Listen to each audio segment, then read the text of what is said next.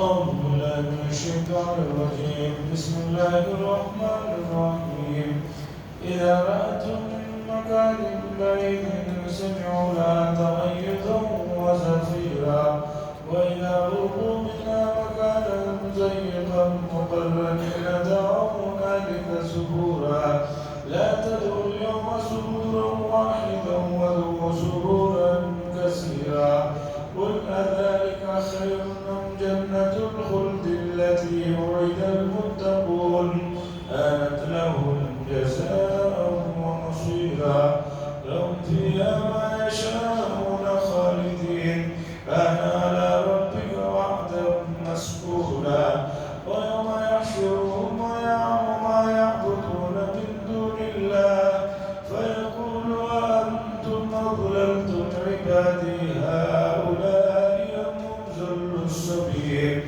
قالوا سبحانك ما كان ينبغي لنا أن نتخذ من دونك من أولياء ولكن متعتهم وآباءهم حتى نسوا الذكر وكانوا قوما بورا فقد كذبوكم بما تقولون فما تستطيعون صرفا ولا نصرا ومن يظلم منكم نذقه عذابا كبيرا.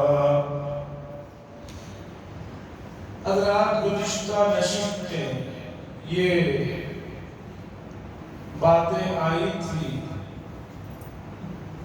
کہ اللہ تبارک و تعالیٰ نے جو لوگ اس کا انکار کر رہے ہیں، ان کے رسولوں کی تکذیب کر رہے ہیں، استہزاء کر رہے ہیں، ان لوگوں کے لیے جہنم تیار کر رکھے ہیں اور وہ بہت ہی برا ٹھکانہ اور بہت ہی عذاب کی جگہ ہے۔ اب اس جہنم کی کچھ تفصیلات اللہ بتا رہے ہیں۔ اذا رأتهم من مکان بعید، جب جہنم ان کو دور سے ہی دیکھے گی تو پھنکارے گی اور ان کے لیے وہ بھڑکے گی۔ بھڑکنا، پھنکارنا یہ حقیقی معنی میں بھی ہو سکتا ہے کہ دور سے ہی جہنم کی دہکنے کی آوازیں آ رہی ہوں گی، یا جیسے کوئی بھوکے جانور کے سامنے جب چارہ لے جایا جاتا ہے تو اس کا دل جو للچاتا ہے اسے کھانے کے لیے، جو بے قرار ہوتا ہے، یہ معنی بھی ہے کہ جہنم ایسے نافرمانوں کو بڑا انتظار کر رہی ہوگی اور بہت زیادہ اس کے اندر غصہ ہوگا اور ان لوگوں کو اپنے اندر لے کر عذاب میں مبتلا کرنے کے لیے بے چین ہوگی۔ اور جہنم کی تفصیلات پہلے بھی کئی مرتبہ آپ حضرات کو سنائی جا چکی ہیں اور بھی آگے پاروں میں جہنم کی تفصیلات آ رہی ہیں اور احادیث میں بھی بڑی تفصیلات ہیں۔ جہنم کوئی ایسی جگہ نہیں ہے کہ اس سلسلے میں کوئی آدمی یہ سوچے کوئی معمولی بات ہوگی۔ دنیا ہی میں بعض ملکوں میں جیلوں کے اندر قیدیوں کو جس طرح کی تکالیف دی جاتی ہے اسے سن کر رونگٹے کھڑے ہو جاتے ہیں۔ اور ہوتا کیا ہے، جب تکلیف بڑھتی ہے تو آدمی کو موت آ جاتی ہے۔ موت آتے ہی یوں سمجھیے کہ اس وقت وہ ظاہری طور پر تکلیفوں سے آزاد ہو جاتا ہے، لیکن جہنم کا معاملہ ایسا نہیں ہے، وہاں موت نہیں آئے، کچھ بھی ہو جائے موت کا سوال ہی نہیں ہے۔ اس لیے شدت کی احساس آپ جتنا سوچ سکتے ہیں اس سے بہت ہزاروں گنا زیادہ جو ہے ایسے لوگوں کو جہنم اپنے اندر اپنے عذابات کا نظارہ کرائے گا۔ اللہ فرماتے ہیں وَإِذَا أُلْقُوا مِنْهَا، اور جب ہم لوگوں کو اچھی طرح باندھ کر ایک تنگ جگہ میں ڈال دیا جائے گا. ایسے ہی نہیں ڈال دیا جائے گا کہ گھومو پھرو. ان کو جہنم کے اندر باندھ کر تنگ جگہ میں ڈال دیا جائے گا. وہ لوگ جب اس تنگ جگہ میں پڑے ہوئے ہوں گے تو موت کو پکاریں گے. لا تدعوا اليوم، اللہ فرمائے کہ آج موت کو مت پکارو. ایک مرتبہ موت کو مت پکارو بلکہ 100 مرتبہ بار بار موت کو پکارو گے. ہر نئے نئے قسم کے جب عذابات آئیں گے آدمی موت کو پکارے گا اور موت اس کے پاس آنے والی نہیں ہوگی. اس کے بعد اللہ فرماتے ہیں قل، آپ کہیے نبی صلی اللہ علیہ وسلم، کیا یہ بہتر ہے، یہ جہنم اور اس کے عذابات بہتر ہیں، یا وہ ہمیشہ رہنے والی جنت اور باغات جس کا وعدہ اللہ نے پرہیزگاروں سے کیا ہے وہ بہتر ہے؟ بتاؤ کون سی چیز بہتر ہے، بتاؤ. کانت لہم جزاء و مصیرا، یہ ان لوگوں کے لیے، متقی حضرات کے لیے ان کا بدلہ ہوگا اور ان کا ٹھکانہ ہوگا، اور وہ بہترین ٹھکانہ ہوگا. لہم فیہا ما یشاؤون، اللہ فرماتے ہیں اس میں وہ لوگ ہمیشہ ہمیشہ رہیں گے اور جو چاہیں گے وہ چیزیں ان کو ملیں گی. محدود نہیں. دنیا میں ہر چیز محدود ہے، ہر آدمی کے پاس ہر چیز محدود ہے. کتنا بھی بڑا کوئی آدمی کیوں نہ ہو، اس کے پاس جو بھی چیزیں ہیں وہ لیمیٹڈ ہیں. چاہے دنیا کا ایک ارب پتی سب سے پہلے نمبر کا مالدار ہے، لیکن صحت کے معاملے میں، کھانے پینے کے معاملے میں وہ محدود زندگی جی رہا ہے. دنیا کا سب سے بڑا مالدار آدمی ہے تو کیا وہ جتنا چاہے کھا سکتا ہے؟ نہیں، بلکہ ایسے لوگوں کو تو عام لوگوں کے مقابلے میں ان کو اور کم کھاتے ہیں. وہ کھانا بھی چاہے نہیں کھا سکتے، لیمیٹڈ کھانا ہے، صحت لیمیٹڈ ہے. سب سمجھ رہے آدمی دنیا کے سب سے بڑا مالدار ہے، لیکن ہر معاملے میں ان کو لمٹ ہے. لیکن جنت میں جنتیوں کے لیے کوئی لمٹ نہیں، اس لیے کہ جتنا وہ کھانا چاہیں ان کے لیے میسر ہوگا. اور کھانے کے بعد جیسے دنیا میں مسئلہ رہتا ہے، کھانا 2 نوالے آدمی زیادہ کھاتے ہوئے سوچتا ہے کہ میں کھاؤں گا، پیٹ کا مسئلہ اور ہوتا بھی. اب معدے اتنے کمزور ہو چکے ہیں کہ آدمی لگاتار 2 سے 3 مرتبہ کچھ مرغن اور چکنی غذائیں کھا لیتا ہے تو اس کا پیٹ جواب دے دیتا ہے.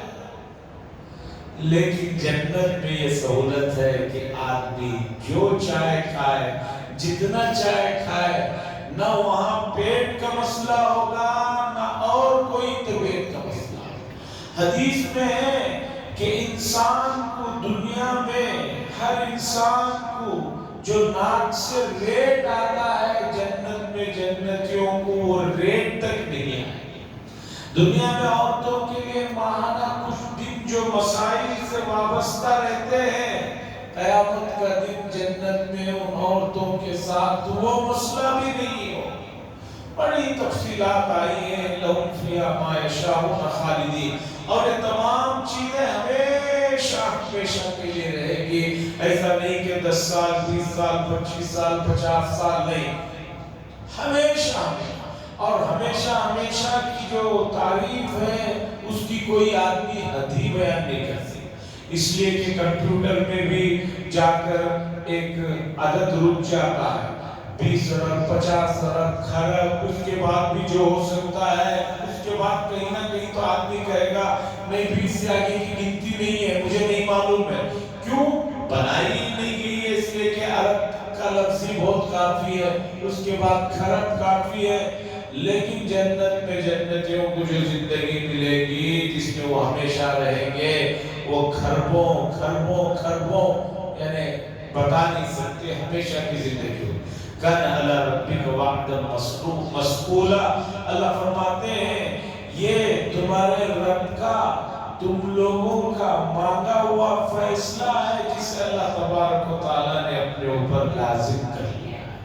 तुमने जो दरखास्त की जन्नत की, उसका ये वादा है, उस दरखास्त के बदले में अल्लाह ताला ने अपने ऊपर आप लोगों को, मुत्तकियों को, परहेजगारों को जन्नत में रखकर इस तरह की सहूलतें देने को अपने ऊपर लाजिम कर लिया। इस आयत के दर मुफस्सिरीन ने कहा, इससे मालूम हुआ कि मोमिन को हमेशा अल्लाह ताला से दुआ मांगते रहना चाहिए। और खुद कुरान मजीद में रब्बना के लफ्ज से बहुत सी दुआएं आई हैं, उन दुआओं को तो एहतमाम से मांगना जरूरी है। और अल्हम्दुलिल्लाह अब बड़ी सहूलत हो गई है, अलग अलग जगह पर इस तरह की दुआएं एक जगह पर मिल जाती। अल-हिज़्बुल आज़म दुआओं की किताब है, उसमें देखिए पहली वाली मंजिल हफ्ते वाले दिन में पूरे कुरान में जो दुआएं, रब्बना ला तुआखिज़ना, रब्बना आतिना मा वअदतना अला रसूलिका व ला तुख़ज़िना, रब्बना ला तजअलना, पूरे कुरान की दुआओं को एक जगह पर उन्होंने जमा कर दिया है। आदमी को चाहिए कि उन दुआओं को पढ़े और उसके मानी को समझे, ताकि दुआ में खुशू पैदा हो, दुआ में शिद्दत हो, इखलास हो।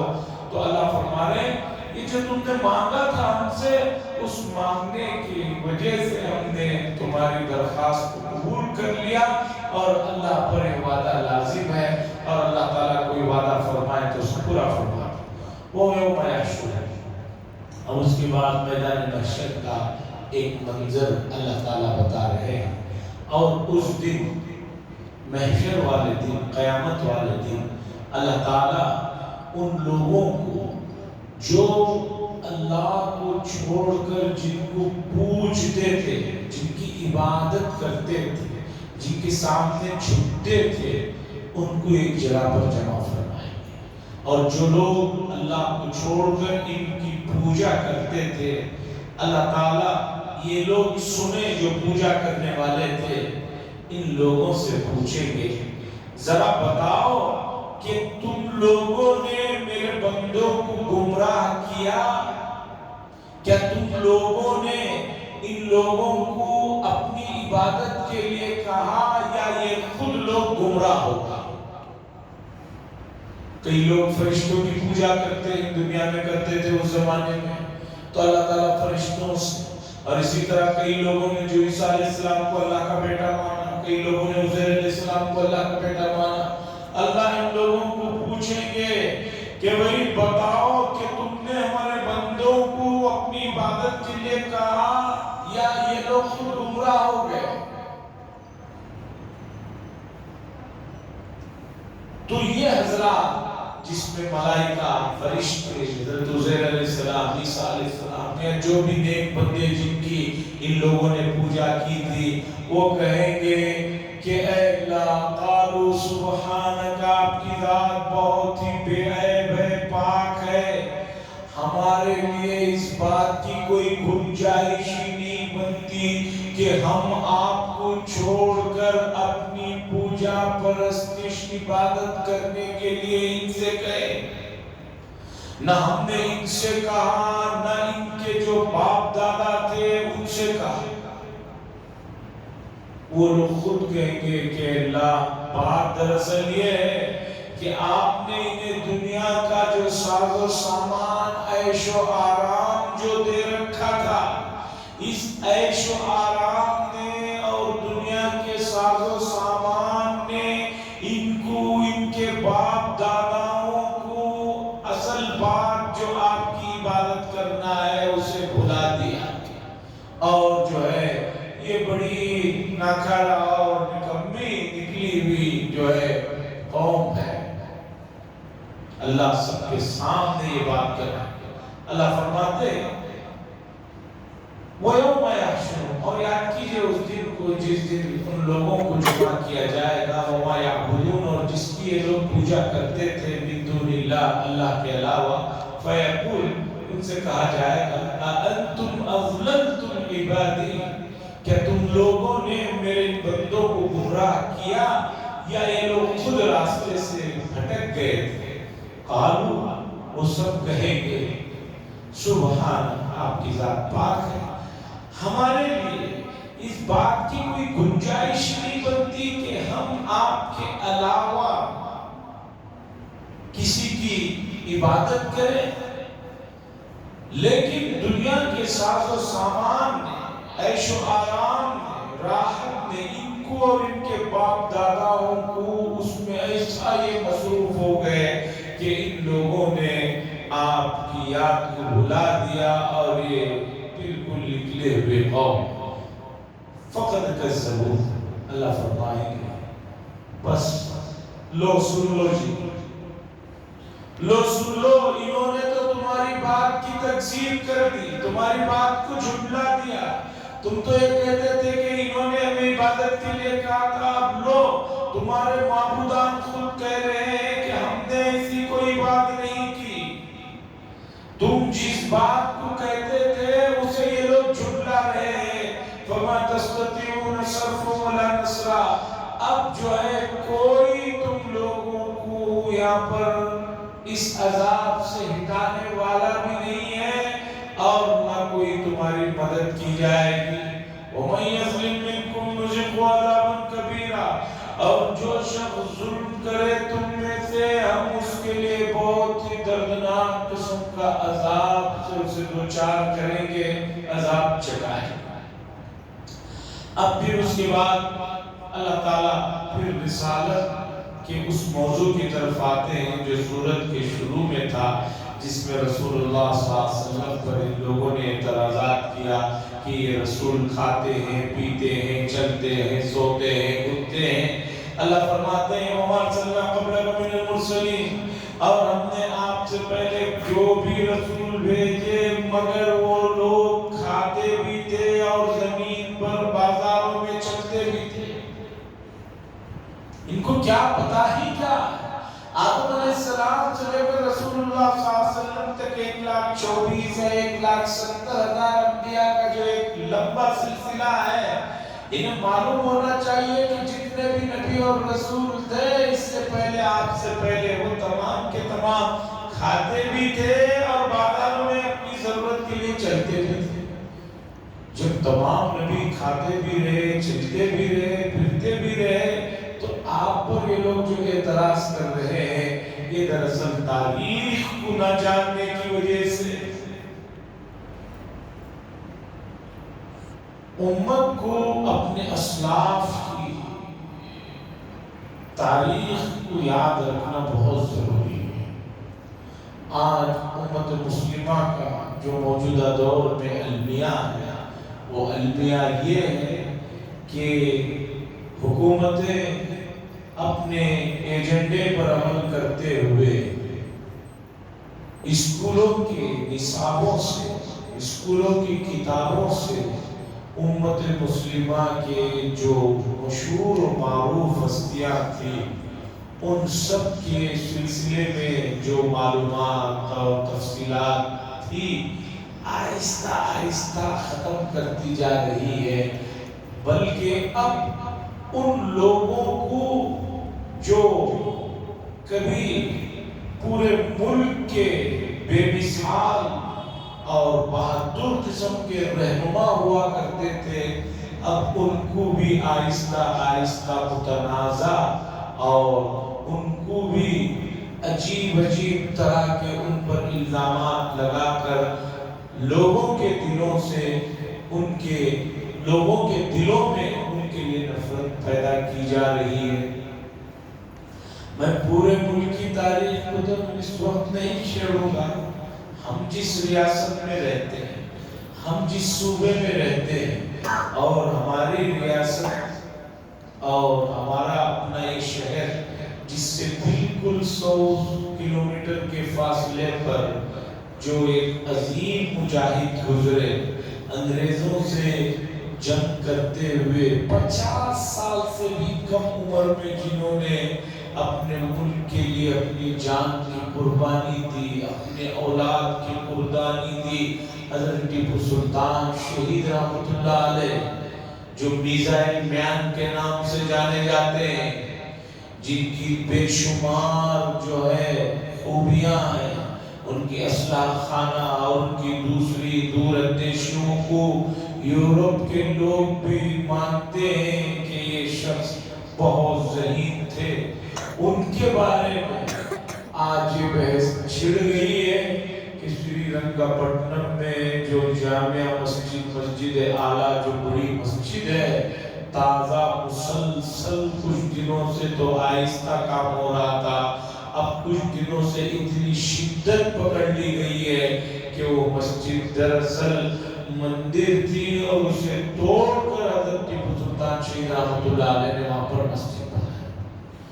جبکہ آج بھی ہمارے اپنے صوبے کے اطراف میں ایسے بے شمار مندریں ہیں اور ان مندروں میں رہنے والے وہاں کے جو پوجاری ہیں انہوں نے خود خفیہ طور پر نہیں کہ کسی کے کان میں کہا ہو، بڑے مجمع میں یہ بات بار بار بتاتے ہیں کہ ہماری یہ جو مندر ہے، ہمارا یہ جو پورا ٹرسٹ ہے، اس کے لیے جو زمین دی گئی ہے وہ حضرت ٹیپو سلطان شہید رحمۃ اللہ علیہ نے دی تھی اور ان کی تحریریں اور ان کی دستخط موجود ہیں. یہ بات پنڈت لوگ کہتے ہیں. جو آدمی دوسرے مذہب کے عبادت گاہوں کے لیے زمینیں دے رہا ہے، اس آدمی کے بارے میں کہا جا رہا ہے کہ اس نے مندر توڑ کر مسجد بنائی. یہ کسی بھی اعتبار سے عقل میں سمجھ میں نہیں آئی. لیکن افسوس ان پر نہیں، ہمارے اپنے لوگوں پر ہے کہ ہمیں اپنے اسلاف کی تاریخ اور ان کے مجاہدوں کا کوئی نہ ذکر ہے نہ کوئی اس میں دلچسپی ہے. اور موجودہ زمانے میں خاص طور پر بر صغیر ایشیا کے ملکوں میں امت نہیں بلکہ پورے ملک کے نوجوان طبقے کو ایسے واہی تباہی اور فضول چیزوں میں پورے پلاننگ کے ساتھ ملوث کر دیا گیا ہے کہ اب ان سب لوگوں کو کسی بھی سلسلے کی کوئی دلچسپی نہیں رہی. سب سے پہلے ہمارے ملک میں کرکٹ کا جنون اس پیمانے پر پھیل گیا. پہلے کبھی سال میں 2 سال میں 10 دن 15 دن 20 دن کچھ ہوتا تھا، آدمی چلو بھی سال میں 10-15 دن کچھ دیر کے لیے تفریح میں لگ جاتا ہے، کوئی بات. لیکن اب جو ہے پورا سال تقریباً چند دنوں کو چھوڑ کر روزانہ جو قیمتی اوقات ہے اس میں دیکھیے بچے کیا بڑے کیا جوان کیا بوڑھے کیا مرد کیا عورتیں کیا پورے کے پورے کرکٹ میں لگے ہوئے ہیں. ان کو کیا ہو رہا ہے، ملک کی کیا کیا چیزیں فروخت ہو رہی ہیں، کچھ پتہ نہیں. اور اس سے ہٹ کر کھیل سے ہٹ کر باقی بچوں سے لے کر چھوٹے چھوٹے بچوں سے لے کر بڑے لوگوں کو موبائل گیموں میں جو گیمز میں ان کو ملوث کیا گیا ہے کہ بس الامان الحفیظ مت پوچھئے کہ بچوں کی صلاحیتیں تباہ و برباد ہو کر رہ رہی ہیں، دن رات گیموں میں پڑے ہوئے ہیں. اس سے ہٹیں گے کچھ اور دلچسپی ڈال دی گئی ہے، ایسا ہی ماحول رہا تو آنے والی نسلیں انتہائی ناکارہ اور انتہائی سست اور انتہائی بیکار ہوگی. ایسے کھیلوں میں جس سے کوئی فائدہ نہیں، شریعت نے ایسے کھیل کو بھی منع کیا جس میں آدمی کو نماز کا ہوش نہ رہے. جائز کھیلیں بھی اگر اس میں دلچسپی اتنی بڑھ گئی ہے کہ اس آدمی کو نماز کے وقت میں نماز کو جانا مشکل ہو رہا ہو تو جائز کھیل بھی شریعت کی نظر میں ناپسندیدہ ہے، اس لیے کہ اس کھیل کی وجہ سے اسے مسجد جانا مشکل ہو رہا ہے، ذکر کرنا مشکل ہو رہا ہے. عزیزان گرامی، تو بتانا یہ ہے کہ آنے والی نسلوں کو ذہنی طور پر مضبوط کرنا ہے، ان کے اندر قوت ارادہ کو پیدا کرنا ہے تو انہیں اسلاف کی تاریخ سے وابستہ کرنا ضروری ہے. انہیں بتانا ضروری ہے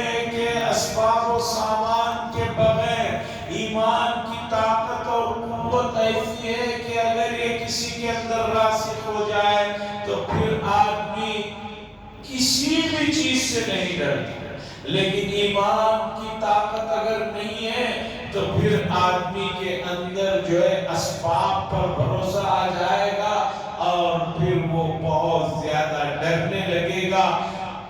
یہ بات تو طے ہے کہ موت مقدر چیز ہے، جب آنی ہے تب آ کر رہے۔ سلطان ٹیپو شہید کے وہ جملے جو مشہور تھے آج ان کو متنازع بنا کر رکھ دیا گیا ہے۔ اللہ فرماتے ہیں وَمَا أَرْسَلْنَا قَبْلَكَ، ان مشرکین کا مسئلہ یہ ہے کہ انہیں معلوم ہی نہیں، جتنے بھی انبیاء اور رسول اس سے پہلے آئے ہیں وہ سب کے سب کھاتے بھی تھے، بازاروں میں چلتے بھی تھے۔ وَجَعَلْنَا بَعْضَكُمْ لِبَعْضٍ فِتْنَةً، اللہ فرماتے ہیں اور ہم نے بنایا تم میں سے بعض کو بعض کے لیے آزمائش کا ذریعہ۔ اللہ فرما رہے ہیں مومنین سے، یہ لوگ جو تمہیں تکلیف دے رہے ہیں، تمہیں ستا رہے ہیں، تمہیں جو ہے غصہ دلا رہے ہیں، یہ آزمائش ہے۔ اتصبرون، کیا تم صبر کرو گے؟ اپنے ایمان پر صبر کرو گے یا ایمان سے ہاتھ دھو بیٹھو گے؟ اس کے بعد اللہ نے فرمایا وَكَانَ رَبُّكَ بَصِيرًا، اور آپ کا پروردگار ہر چیز دیکھ رہا ہے، اس لیے گھبرانے کی بات نہیں۔ ابھی تازہ تحقیق آئی ہے، جو لڑکیاں مرتد ہو رہی ہیں، غیروں سے جو شادیاں کر رہی ہیں، اس کی اصل وجہ کیا ہے؟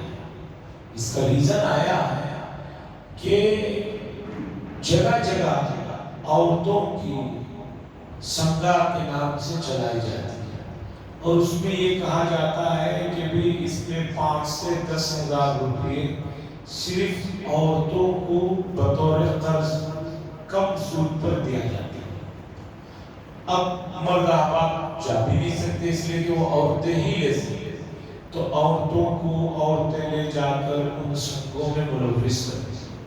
اب 5,000 10,000 روپے لے لیتے ہیں، 2-4 ہفتے اسی میں سے باندھ دیتے ہیں، اور اس کے بعد جب باندھنے کے لیے پیسے نہیں رہتے، فضول چیزوں میں کپڑوں میں خرچ ہو جاتے ہیں۔ اب جب نہیں رہتے باندھنے کے لیے تو اب وہ لوگ آ کر ڈراتے ہیں، دھمکاتے ہیں، کہتے ہیں کہ بھئی اب کوئی راستہ نہیں ہے، تمہیں یا تو پیسے لوٹانا ہے یا نہیں تو ہم جیسے کہیں اسے سننا ہے۔ ایسا ماحول جب بنتا ہے تو پھر ان کے لیے اس کے علاوہ کوئی اور راستہ نہیں ہوتا۔ اس لیے شریعت نے فضول خرچی سے، شریعت نے اپنے حد سے آگے بڑھ کر پیروں پہ نکالنے سے منع کیا، اور یہ تمام چیزیں اسلاف کی تاریخ میں ہمیں ملتی ہیں۔ اللہ فرماتے ہیں وَكَانَ رَبُّكَ بَصِيرًا، تمہارے لیے آزمائش ہے۔ صحابہ سے اللہ خطاب فرما رہے ہیں یہ لوگ جو تمہیں تکلیف دے رہے ہیں، اس میں تمہارے لیے آزمائش ہے۔ اتصبرون، کیا تم صبر کرو گے، یعنی اپنے ایمان پر ثابت قدم رہو گے یا اس سے نکل جاؤ گے؟ اور اللہ نے آخر میں تسلی دی وَكَانَ رَبُّكَ قَدِيرًا، اور آپ کا پروردگار تمام چیزوں کو دیکھ رہا ہے۔ یعنی ایسا نہیں ہے کہ انہیں علم نہیں ہے، سب علم ہے، انشاءاللہ اس کا بدلہ ملے گا۔ اللہ کا دعا فرمائے اللہ ان مضامین کو سمجھنے کی اور اس کے تقاضوں پر عمل کرنے کی توفیق نصیب فرمائے۔ پھر ایک مرتبہ آپ سے گزارش ہے، آج بعد نماز مغرب جو حجاج کرام کے سلسلے کی بیٹھک ہے اس میں شرکت فرمائیں۔ یہ نہ سوچیں کہ میں تو حج کو جا چکا ہوں، نہیں، آپ حج کو گئے ہیں تب بھی کون مومن ایسا ہے جو دوبارہ جانا نہیں چاہتا؟ آپ عمرہ کر چکے تب بھی کون مومن ایسا ہے جو نہیں جانا چاہتا؟ تو ایسی مجلسوں میں شرکت کے 2 بڑے فائدے ہیں۔ ایک فائدہ ترغیب ہوتی ہے، جب آدمی حج سے متعلق، کعبے سے متعلق سنتا ہے، دل کرتا ہے کہ میں پھر جاؤں، یا نہیں گیا ہے تو جانے کے لیے خواہش بڑھتی ہے۔ اور دوسری بات، آدمی کو پتہ چلتا ہے کہ جو میں نے حج کیا تھا اس میں کہاں کہاں مجھ سے کب کیا کیا بھول چوک ہوئی ہے، آگے مجھے جو ہے کس طرح اس مسئلے کو قابو پانا ہے۔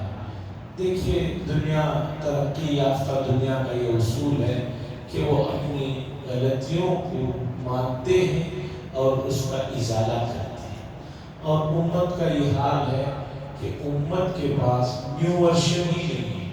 وہ جس ورژن میں جس نظریے سے کوئی چیز کو دیکھ دیا اب وہ چاہتا ہے کہ سب کو اسی طرح دکھائے. لیکن ترقی یافتہ لوگوں کا یہ اصول ہے کہ وہ ہر آئے دن جو ہے کچھ سیکھتے ہیں اور ایک نئے ویژن میں جاتے ہیں جس کی وجہ سے لوگ ان کی ہر چیز کو محبت کی چاہت کی وجہ سے دیکھتے ہیں. اور جن لوگوں کو اپنی کسی بھی چیز میں کمی کا اعتراف کرنے میں جھجک ہوتی ہے وہی چیزیں دوسروں کو بھی دکھانا چاہتے ہیں ایسے لوگ کبھی ترقی نہیں کر سکتے. اور ہمیں آگے بڑھنا ہے تو یہ ویژن کو اس نظریے کو اس سوچ کو بدلنے کی ضرورت ہے. ہم انسان ہیں کمی بیشی تو یقینی ہے فرشتے تو ہیں نہیں کہ کوئی کمی نہ ہو. تو اس نظریے اور اس سوچ کے ساتھ ایسے مجلسوں میں شرکت کریں انشاءاللہ العزیز بہت فائدہ ہوگا. وما علینا الا البلاغ. الحمدللہ شکریہ اللہ صلی اللہ علیہ سیدنا شفیعنا نبینا حبیبنا مولانا محمد وآلہ وسلم. ربنا آتنا فی الدنیا حسنة وفی الآخرة حسنة وقنا عذاب النار. صلی اللہ تعالی وسلم علی خیر خلقہ محمد وعلی آلہ وصحبہ اجمعین والحمدللہ.